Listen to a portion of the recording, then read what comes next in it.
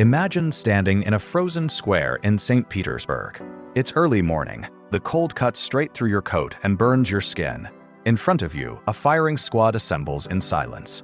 The soldiers adjust their rifles with mechanical precision, avoiding your eyes.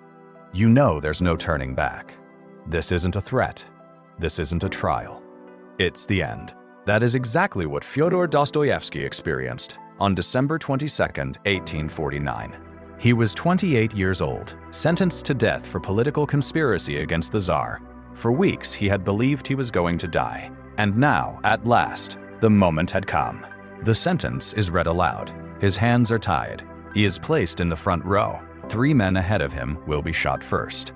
Dostoevsky watches everything with piercing clarity. The crunch of snow beneath heavy boots. The dull gray sky overhead. Time seems to stretch unnaturally. In those final minutes, his mind does not dwell on literature or political theory. He thinks about life, about everything he will never live, every wasted moment, every sunrise he will never see.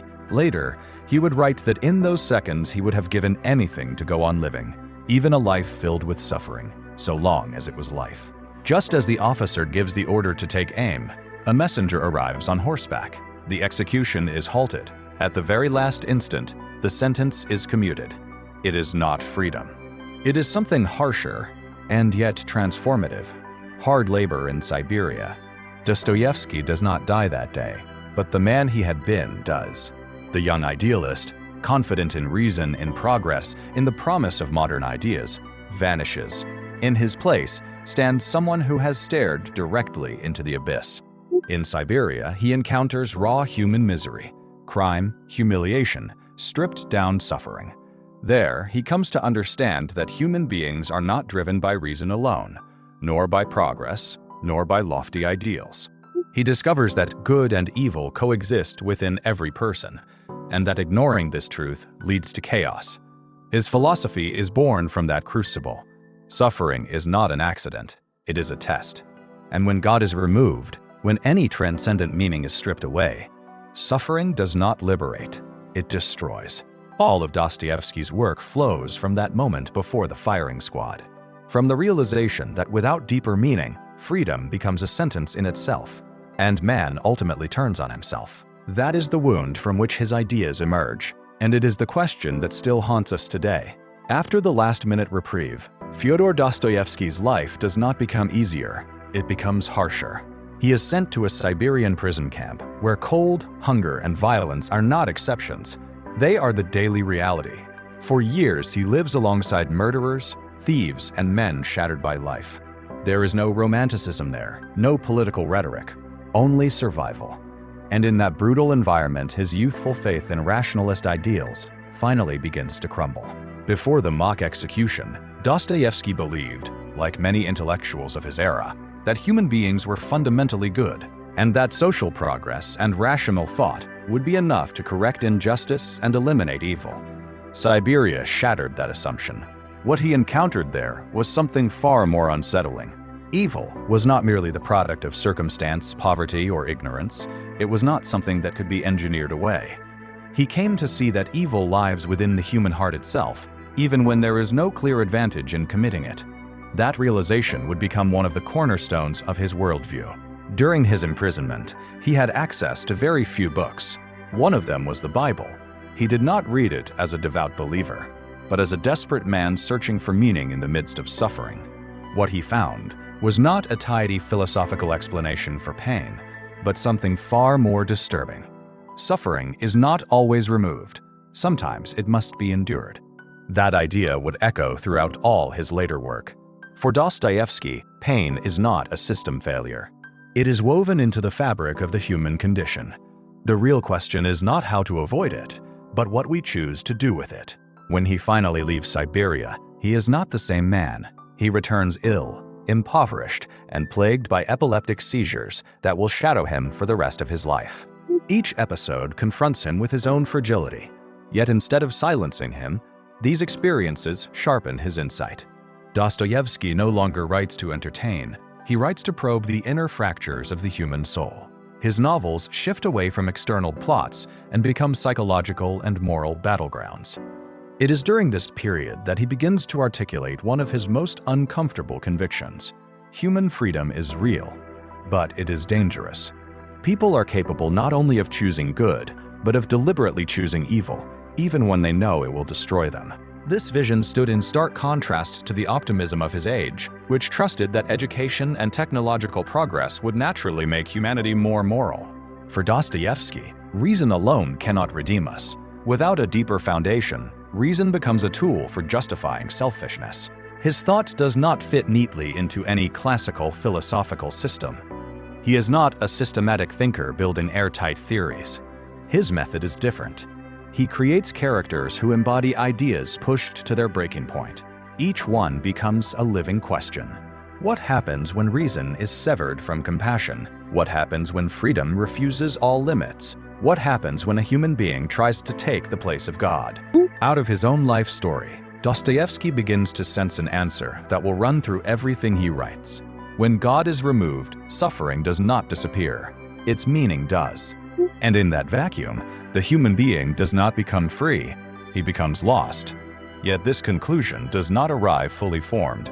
It unfolds slowly, through personal failures, gambling addiction, crushing debts, and a relentless struggle between faith and doubt.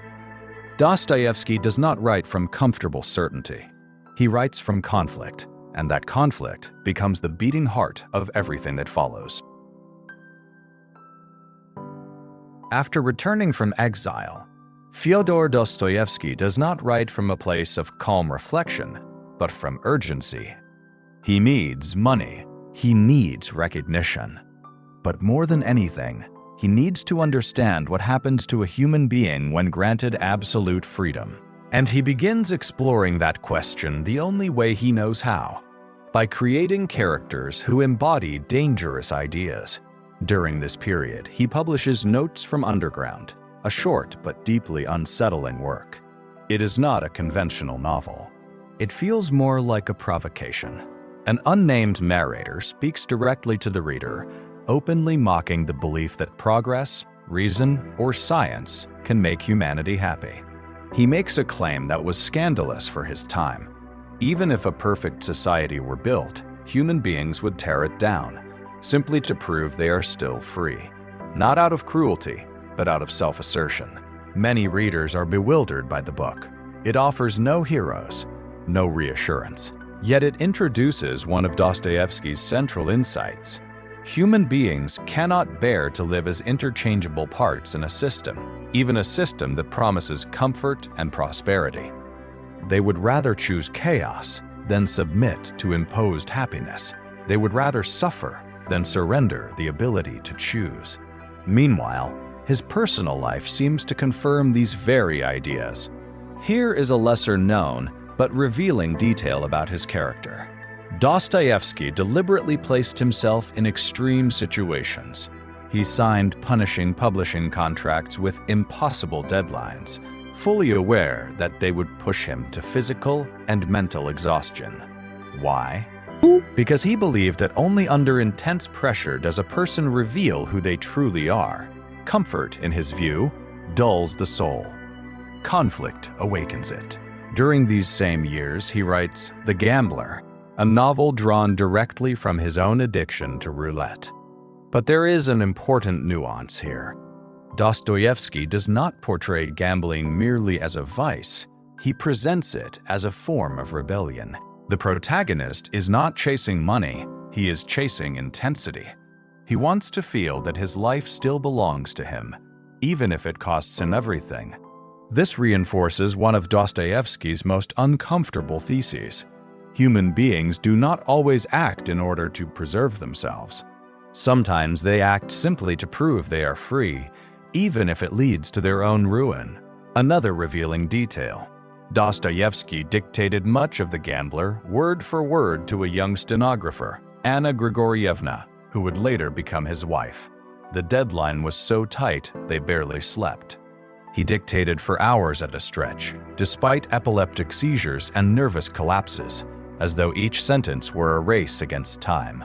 This was not a trivial anecdote. It mirrored his view of human existence itself, to create, to decide, to live always under tension. Philosophically, this period solidifies his break with the optimistic thinking of his century. Dostoevsky rejects the idea that evil is merely a byproduct of poverty or ignorance. For him, evil can also be a conscious choice, a way of asserting the self against any external rule or structure. And that possibility, the freedom to choose evil deliberately, is what makes the human being truly dangerous and profoundly human. At this stage in his work, Dostoevsky has already laid all the pieces on the table: freedom, guilt, suffering, rebellion, faith, and doubt. He has not yet shown their most extreme consequences, but the ground has been prepared. His characters begin to live out ideas they cannot sustain without paying a price, and that price grows steeper each time. What comes next is no longer just inner turmoil. It is crime. It is moral justification. It is the ultimate question: how far can a human being go once he convinces himself that everything is permitted? With Crime and Punishment, Fyodor Dostoevsky stops speaking in abstractions. He no longer confines himself to uneasy thoughts or interior monologues. He takes a far more dangerous step. He turns an idea into an irreversible act. Philosophy ceases to be discussion and becomes action. And once the action happens, there is no undoing it. The novel's protagonist, Raskolnikov, is not a monster or a conventional villain.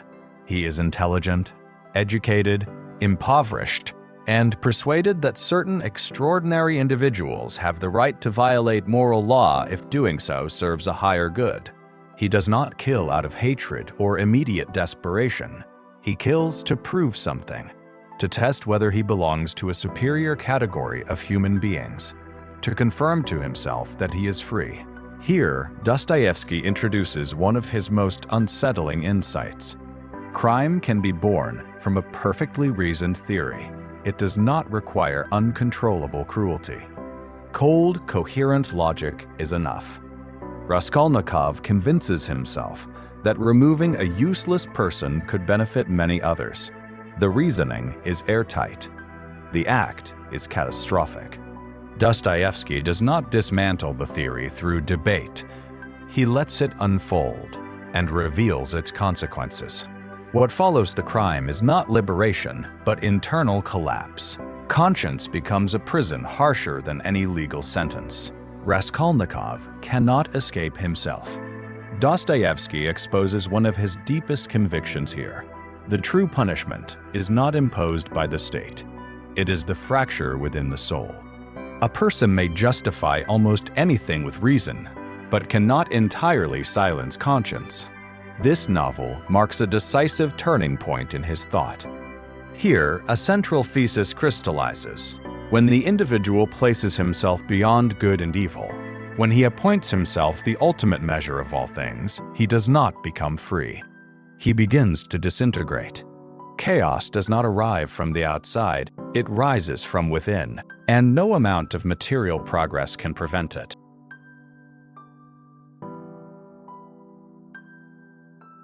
There is a lesser-known detail about the writing of Crime and Punishment that reinforces this idea. Dostoevsky composed much of the novel while ill, drowning in debt, and teetering on the edge of collapse. In some of his letters, he admitted that he could physically feel the weight of his characters' thoughts, as if the ideas he described were becoming real inside him. He did not observe the conflict from a safe distance. He lived through it. That is why the novel does not read like theory. It feels like lived experience. Philosophically, Crime and Punishment serves as a warning against a deeply human temptation, the belief that intelligence grants moral superiority. Dostoevsky understood that when reason is severed from compassion, it can become an instrument of destruction, not because reason itself is evil, but because it is insufficient to bear the full weight of human freedom. Without a boundary, without something that transcends the individual, almost anything can be justified. This is also where the theme of redemption emerges with force. Dostoevsky does not portray confession as mere acceptance of legal punishment. Confession is an act of radical humility. It is the acknowledgement that a human being cannot save himself through intellect or sheer willpower alone. That idea runs through the entire novel and connects directly to the author's own life, the awareness of having reached a limit one cannot escape by oneself. With Crime and Punishment, Dostoevsky makes it clear that his work will not offer comfortable answers. It will force readers to confront questions they would rather avoid. What would stop you from crossing a line if you believed you were right? How far would you go if no one could judge you? Is the law enough to restrain evil, or is there something deeper that holds us back? From this point on, his novels grow even more ambitious. The focus shifts from a single individual and his conscience to entire families, communities, even generations grappling with the same essential question. The scope widens, but the core remains unchanged. The struggle between absolute freedom and meaning, between unbounded reason and moral responsibility. Because now the question is no longer whether a human being can commit evil. The question becomes far more unsettling. What happens to an entire society when it begins to believe that everything is permitted? With the Brothers Karamazov, Fyodor Dostoevsky reaches the highest and most dangerous point of his thought. Here, the issue is no longer an isolated individual or a single crime. What is at stake is something far greater, the very possibility of believing in meaning when suffering appears unjustifiable, especially when that suffering falls upon the innocent. The novel revolves around a fractured family, torn apart by conflict, desire, and guilt. But at its core beats a question that runs through every page. How can one accept a world in which children suffer? Dostoevsky does not choose this example casually. He knows that this is where easy explanations collapse. The suffering of the guilty can be rationalized. The suffering of the innocent cannot. And it is precisely here that he places the most radical rebellion against God. One of the brothers, Ivan Karamazov, embodies that rebellion. Ivan does not reject God out of frivolity or ignorance.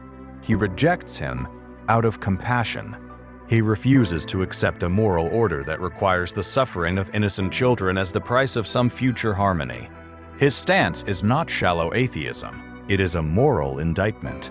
Ivan does not simply say, "God does not exist." He says something far more unsettling. Even if he does exist, I return the ticket. He refuses to accept a meaning built on the pain of the defenseless. Here Dostoevsky pushes the conflict to its breaking point. He does not mock Ivan. He does not portray him as a villain. On the contrary, he gives him the strongest arguments. He grants him ruthless clarity, and he does something even more daring. He acknowledges that Ivan's rebellion is understandable, that any morally sensitive person could feel its pull, because there are questions for which no answer comes without anguish.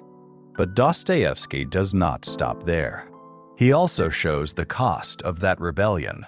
When all transcendent meaning is rejected, when God is removed in order to avoid accepting suffering, a greater void emerges, a moral vacuum.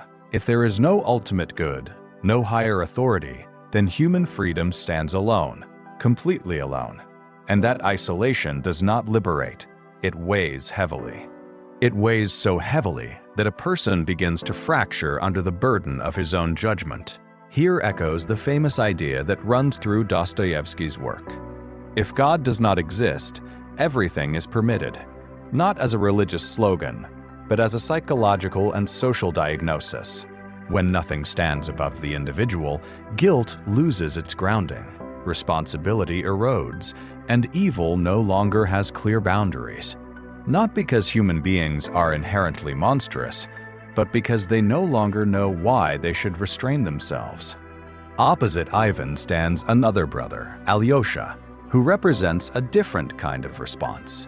Not a logical rebuttal, not a philosophical system, but an existential answer. Alyosha does not explain suffering. He does not justify it or turn it into theory. He stays with it. He accompanies it. For Dostoevsky, this is essential. Pain is not resolved through arguments, but through presence, compassion, and love. Evil may not disappear from the world, but it does not have to have the final word. There is a revealing and deeply personal detail behind this novel. While writing The Brothers Karamazov, Dostoevsky had just lost his young son. The suffering he described was not abstract, it was painfully real. And yet, he did not abandon the question. He did not close the conflict or offer an easy resolution. He kept writing from an open wound.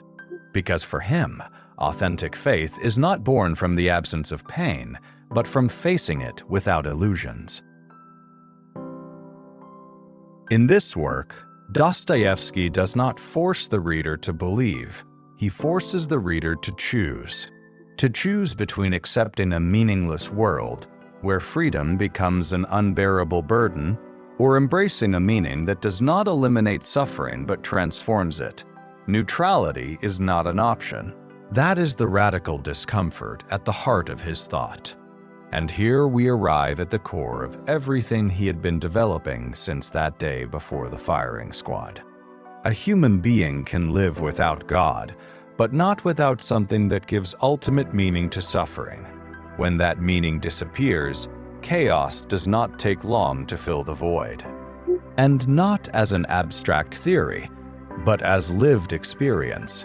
In the next section, we will reach Dostoevsky's final conclusion: what remains for us today in a world that has lost its certainties, and what we can learn from his thought in order to face our own suffering without running from it. After The Brothers Karamazov, Dostoevsky's worldview stands fully exposed. There are no more literary masks. The question has been asked in its rawest form: can a human being sustain life without an ultimate meaning?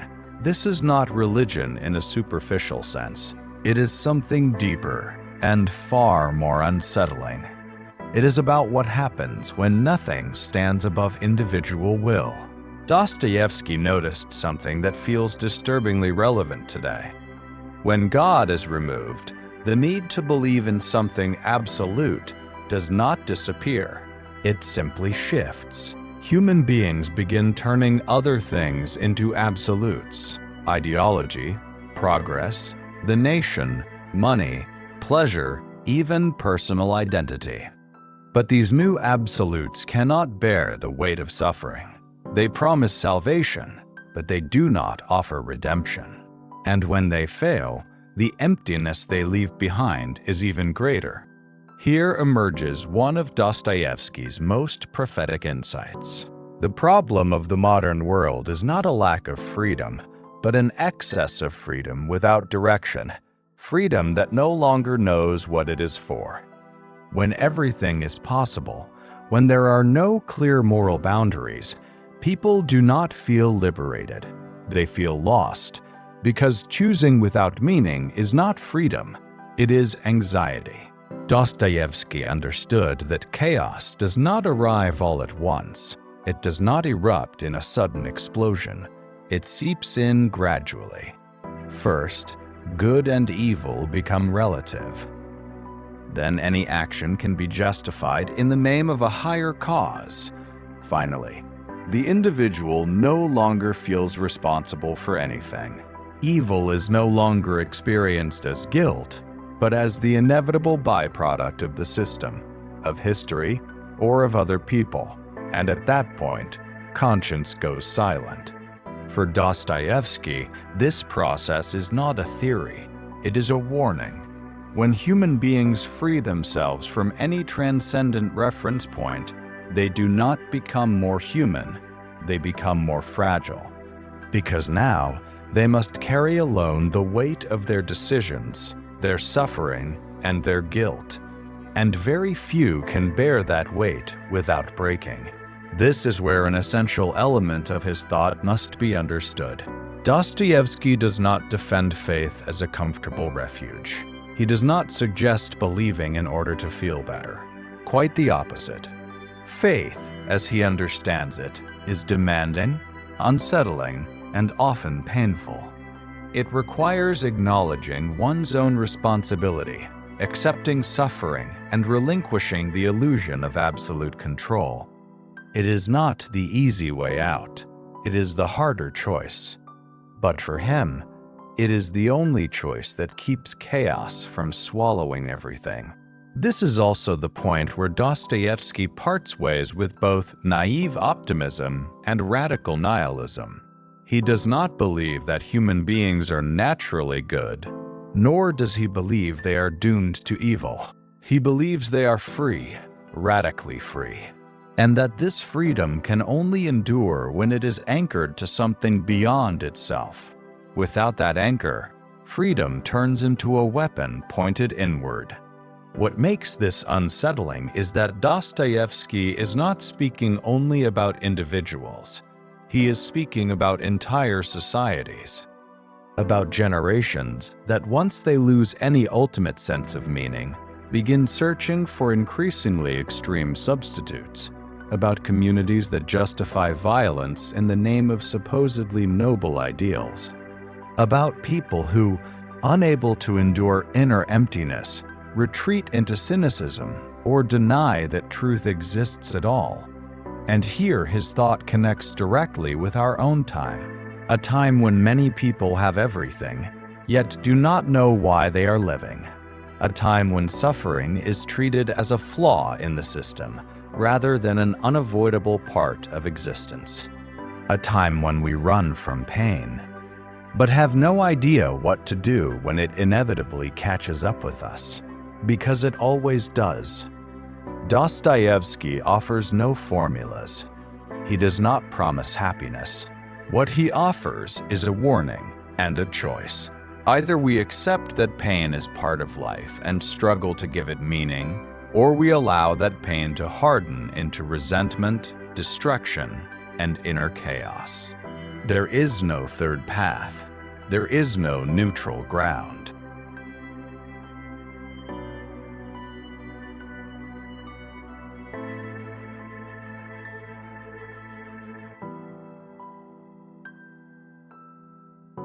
But there is still a deeper question. A question that is not about society, but about you, about your concrete life, about your own suffering. That question will form the core of the next section, where all of this thought moves from the theoretical to the personal and existential. Because Dostoevsky did not write to be admired. He wrote to unsettle, to force you to look at what you would rather avoid. So far, we have spoken about novels, ideas, and characters. But Dostoevsky did not write to be analyzed from a safe distance. He wrote so that the reader would feel implicated, so that, at some point, you would stop thinking about Russia, the 19th century, or abstract theories, and begin thinking about your own life. Because the real battlefield in Dostoevsky is not literature, it is the human soul. If there is one conviction that runs through all of Dostoevsky's work, it is this: no one suffers in a neutral way. Pain always pushes you in a direction. It either hardens you or transforms you. It either locks you into resentment or forces you to grow up. Suffering is not just something that happens to you. It is something that reveals you. And what it reveals is not always flattering. Dostoevsky grasped something we still try to avoid today. Not all pain can be eliminated. Not all suffering comes with a clear explanation. And the more we try to outrun that reality, the weaker we become in facing it. The problem is not suffering itself. The problem is suffering without meaning. Because when pain has no meaning, it turns toxic. This is where his thought becomes strikingly contemporary. We live in an age that has made well-being into an absolute goal. We are told that pain is a malfunction, an anomaly, something to be fixed as quickly as possible. Dostoevsky moves in the opposite direction. He argues that human beings do not grow despite suffering, but through it, not because pain is good, but because it is unavoidable. And whatever is not consciously confronted ends up controlling you from the shadows. His characters do not suffer simply because the world is unjust. They suffer because they confront decisions that strip them bare. Raskolnikov suffers because he has crossed a line he cannot uncross. Ivan Karamazov suffers because he cannot reconcile himself to a world where the innocent pay a price they never chose. The underground man suffers because he has turned his freedom into a trap. In every case, pain is not an external punishment. It is an inner consequence. And here, Dostoevsky poses a question that remains deeply unsettling. What do you do with your pain? Do you use it to justify yourself? To blame the world? To harden your heart? Or to understand something deeper about who you are? Because suffering can become an excuse for destruction, but it can also become an opportunity to assume responsibility. For Dostoevsky, responsibility is central, not in a moralizing sense, but in an existential one. To be responsible does not mean blaming yourself for everything that happens to you. It means recognizing that even in the midst of suffering, you remain free to choose your attitude, your actions, and your values. That is an uncomfortable idea because it strips us of the comfort of seeing ourselves as absolute victims. But it is also liberating because it restores human dignity. Here we reach one of the most powerful cores of his thought. Authentic freedom is not doing whatever you want. It is taking ownership of what you do. When that responsibility disappears, suffering does not transform, it accumulates. And what accumulates eventually resurfaces as resentment, violence, or inner emptiness. Dostoevsky does not deny the injustice of the world. He does not idealize pain. He does not romanticize suffering. What he does is far more demanding. He refuses to let pain have the final word. That is why, in his novels, even the most broken characters retain the possibility of redemption, not because the world suddenly changes, but because they change the way they confront it. This is a crucial distinction. For Dostoevsky, redemption does not mean erasing the past or escaping consequences. It means accepting the truth without running from it. It means abandoning self-deception. It means acknowledging one's own fragility without turning it into an excuse. In that sense, his thought stands in sharp contrast to a culture of avoidance. He does not invite us to numb our pain, but to pass through it consciously. And at this point, the viewer can no longer hide behind the books. The question is no longer what Dostoevsky believed. The question is what you do when pain enters your own life, when something breaks, when loss, failure, or guilt arrive unannounced. Do you run? Do you look for someone to blame? Or do you dare to face what that pain is exposing? Dostoevsky does not promise that such a confrontation will be comfortable. He promises that it is necessary, because ignored pain turns into inner chaos, and inner chaos, sooner or later, spills outward. By contrast, accepted pain can become a source of depth, compassion, and meaning, not automatically, not without struggle. But genuinely, this is the moment when his thought ceases to be literature and becomes a personal challenge. Because now the issue is no longer God, evil, or society in the abstract. It is your concrete life, your concrete suffering, and a choice that no one else can make for you. And that choice leads directly to the final stretch, the closing question Dostoevsky leaves hanging, a question that remains unsettling more than a century later. In the end, everything narrows to an alternative that allows no escape. At this point, the thought of Fyodor Dostoevsky can no longer be softened. Everything he lived, wrote, and wrestled with converges into a stark conclusion. It is not a slogan. It is not a religious catchphrase. It is an existential claim. Either there is an ultimate meaning capable of bearing the weight of human suffering, or chaos eventually takes its place. Dostoevsky understands chaos not as external disorder, but as inner fracture. Chaos emerges when a person stops believing that suffering carries any meaning beyond blind chance. When everything becomes relative, when guilt dissolves, and responsibility evaporates. In that landscape, freedom ceases to be a creative force and becomes an unbearable burden. Because if nothing has meaning, then everything weighs on you. It is important to clarify something essential here. Dostoevsky does not claim that believing in God makes pain disappear. He says precisely the opposite. Pain remains, injustice remains, death remains. What changes is not the experience of suffering, but its direction. When pain has no meaning, it pushes toward resentment. When it has meaning, it can lead toward compassion. That is the crucial distinction. For this reason, the true enemy in his work is not suffering, but nihilism. Not pain itself, but the belief that pain is pointless. Dostoevsky sees nihilism as deeply seductive. It promises liberation, but delivers emptiness. It promises autonomy, yet leaves the individual alone before a world too heavy to carry alone.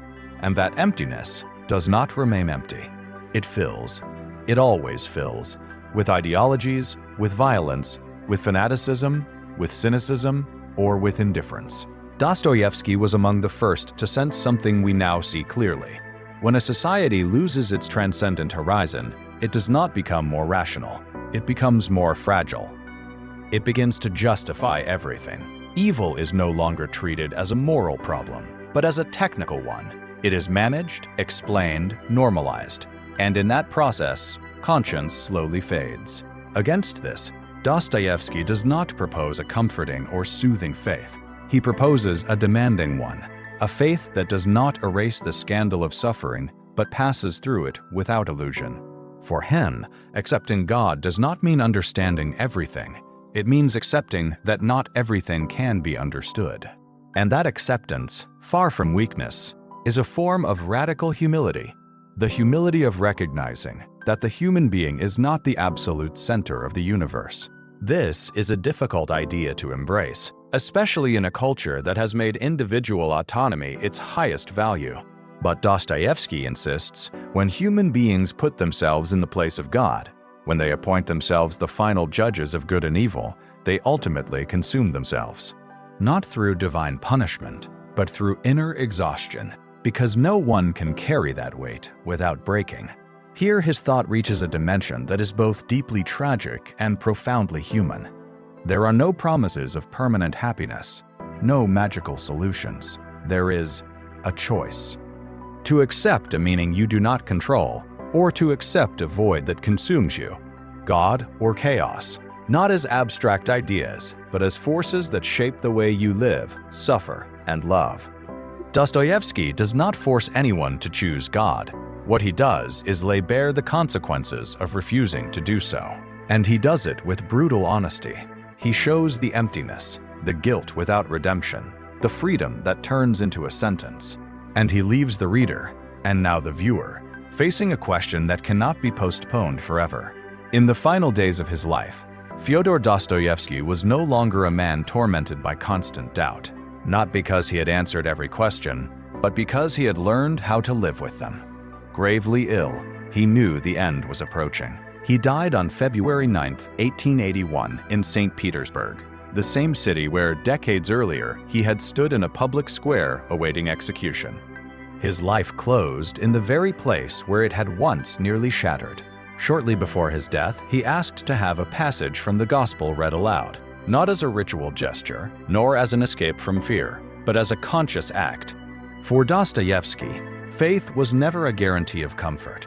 It was a way of facing the truth without self-deception. Even in that final moment, he did not seek emotional anesthesia, but clarity. There is a lesser-known detail that is especially revealing. In his last days, he spoke of death as a final responsibility. He said that a human being must answer for his entire life, not before society, not before history, but before truth itself. He did not deny fear, but he refused to let it rule him. For him, dying was not about losing everything, but about finally confronting what he had spent his whole life trying to understand. Dostoevsky died surrounded by his family, without grand speeches or dramatic gestures. A life marked by suffering ended in quiet coherence, as if, after exploring every possible abyss, he had arrived at a simple and demanding certainty. Pain does not disappear, but it can be endured with meaning. And that conviction, more than any theory, was his final answer to chaos. This entire journey is not meant to admire a writer or memorize philosophical ideas. Its purpose is far more uncomfortable and far more personal, to help you look at your own pain differently. Because in the end, that was always Dostoevsky's obsession. Not to understand the world from a distance, but to understand what to do when life wounds you. Every person listening to this story carries some form of suffering: loss, failure, guilt, fear, loneliness. No life is free from it. The difference is not between those who suffer and those who do not, but in what each person does with what they are given. Dostoevsky does not ask you to deny your pain or disguise it. He asks you not to turn it into an excuse to destroy yourself or others. For him, suffering is a crossroads. It can close you in on yourself or open you toward others. It can make you cynical or compassionate. It can harden you or deepen you. There are no guarantees, no shortcuts. But there is an unavoidable personal responsibility. Even in pain, you remain free. And that freedom, rightly understood, is a form of dignity. Dostoevsky does not promise that giving meaning to suffering is easy. What he promises is that refusing to do so has consequences. Pain without meaning hardens into resentment. Resentment turns into hatred. Hatred becomes violence, even if it is quiet and internal. And sooner or later, that violence circles back on the person who carries it. That is why he insists so strongly on the need for an ultimate reference point, something capable of sustaining life when everything else collapses. You may not have clear answers. You may have doubts. Dostoevsky did too, many of them. He never wrote from comfortable certainty, but from struggle. And that is precisely why he remains relevant. He does not speak from moral superiority, but from shared fragility, from the awareness that living hurts, but running from pain hurts even more. The question he leaves open is not theoretical. It is deeply personal. When suffering comes, because it will, what will you do with it? Will you use it to justify chaos in your life, or will you try to transform it into something that makes you more human? Will you try to numb it, or will you dare to face it and ask what it is demanding of you? Dostoevsky does not tell you what to choose. He reminds you that not choosing is itself a choice, and that, in the end, every life answers the same fundamental alternative, whether it names it or not. Either pain has a meaning that transcends us, or chaos eventually takes over, not only in the world, but within each person. And now the question is no longer literary or philosophical, it is yours. When pain enters your life, when everything you thought was stable begins to shake, what will you choose? To give it meaning, or to let it become chaos? If this video made you think, you will find more stories on this channel where philosophy is not treated as abstract theory, but as a tool for living. Other authors, other ideas, other uncomfortable questions that remain urgent today. Subscribe and continue exploring with us what we were rarely taught, but what changes everything.